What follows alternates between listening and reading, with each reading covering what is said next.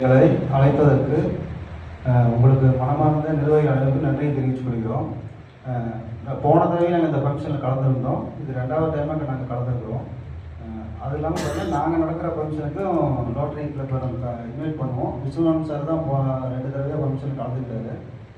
Sasikumar sir இங்கே வந்து தான் நாங்கள் போன தடவை பேசும்போது கேட்டு ரொம்ப உற்சாகமாகி அவர் நாங்கள் எப்படியா எங்கள் நிகழ்ச்சி கொண்டு வரணும்னு முழுமையான ஏற்பாடு செஞ்சுருந்தோம். அது லாஸ்ட் மீட்டில் அவர் அந்த ஃபங்க்ஷனுக்கு வர முடியல. 2வது எங்களுக்கு இன்றைக்கி என்ன ரொம்ப பெருமையாக அந்த விருது வாங்கினதில் நாங்கள் மகிழ்ச்சியாக இது பண்ணுறோம்னா, நாங்கள் எங்கள் அமைப்பில் இருக்கிற ஒரு 90% பேர் நாங்கள் தண்ணி பந்தப்படை ஸ்கூலில் தான் படித்தோம், அரசு பள்ளியில் தான் படித்தோம். அந்த தலைமையாசிரியர் விருது மேடம் வாங்குற நேரத்தில் அங்கே மாணவராக படித்த நாங்களும் இங்கே விருது அவங்களோட ஈக்குவலாக வாங்குறது எங்களுக்கு ரொம்ப பெருமையான ஒரு தருணமாக நான் இதை நினைக்கிறேன். 2வது பற்றி மேடம் வந்ததுக்கப்புறம் தனிப்பட்ட ஸ்கூல் வந்து ரொம்ப ஒரு ஆங்கில ஸ்கூலுக்கு இணையாக நடத்துகிறாங்க. இந்த மாதிரி ஒரு ஆண்டு விழாவை நான் பார்த்ததே இல்லை. போன தடவை எங்களையும் இன்வைட் பண்ணியிருந்தாங்க. நாங்கள் ஆண்டு விழாவில் கலந்துக்கிட்டோம். 400 மதிப்பெண் எடுத்த பெண்களுக்கு நாங்கள் அவார்டு கொடுத்துருந்தோம். 2வது மாற்றுத்திறனாளி குழந்தைங்களுக்கு நாங்கள் அவார்டு அந்த மேடையில் கொடுத்துருந்தோம். மேடம் வந்ததுக்கப்புறம் அந்த மாதிரி ஒரு விழா வந்து ஒரு பெரிய ஸ்கூலில் கூட நடத்த முடியாது. அந்த அளவுக்கு அவங்க சிரமப்பட்டு எல்லாத்தையும் கேட்டு அந்த ஆண்டு விழாவை அவ்வளோ ஒரு சிறப்பாக நடத்தியிருந்தாங்க. நாங்கள் அந்த ஆண்டு விழா முடிவோடு இருந்தோம். எல்லாத்துக்கும் உணவு அரேஞ்ச் பண்ணியிருந்தாங்க. அதனால் இப்போ மேடம் வந்ததுக்கப்புறம் உண்மையிலுமே அந்த ஸ்கூலோட தரம் ரொம்ப இதாக இருக்குது. இந்த விருது நீங்கள் கொடுத்தது பொருத்தமான விருது கண்டிப்பாக அவங்களுக்கு.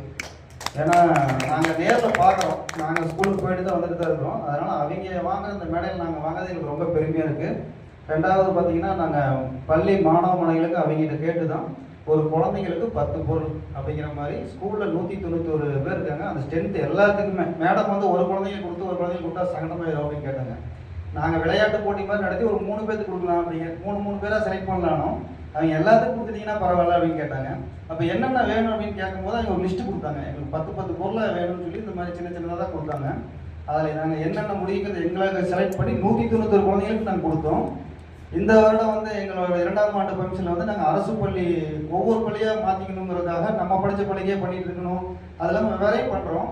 கொங்கம்பாளையம் ஸ்கூலுக்கு இந்த தடவை நாங்கள் பண்ணியிருந்தோம். கொங்கம்பாளையம் ஸ்கூலுக்கு பண்ணி அறிவித்து அங்கே ஒரு 190 குழந்தைங்களுக்கு பண்ணியிருந்தோம். ஆனால் நம்ம பள்ளி குழந்தைங்களும் அந்த ஃபங்க்ஷனுக்கு வந்துட்டாங்க. இவங்களும் கலந்துருந்தாங்க.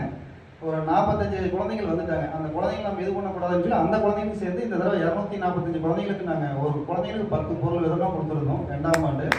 அது இல்லாமல் மருத்துவ கேம்ப் நடத்திட்டு இருக்கிறோம். மரக்கன்று 300 வச்சுருக்கிறோம். வச்சது மட்டும் இல்லாமல் வாரத்தில் 20 முறை போய் தண்ணி ஊற்றி பராமரிச்சுட்டு இருக்கிறோம். அது இல்லாமல் எங்களால் முடிஞ்சது மாற்றுத்திறனாளிகளுக்கு, விதவை பெண்களுக்கு அந்த மாதிரிலாம் செஞ்சிட்ருக்கோம். ஃபோக்கஸ் அவங்ககிட்ட வந்து நாங்கள் கண்டிப்பாக யூஸ் பண்ணிக்குவோம். இதில் இருக்கிற நம்பர் ஒருத்தர் பாலமுருகனும் எங்கிட்ட இருக்கிறாரு. அவரை என்ன மாதிரி யூஸ் பண்ணிக்கிறோம்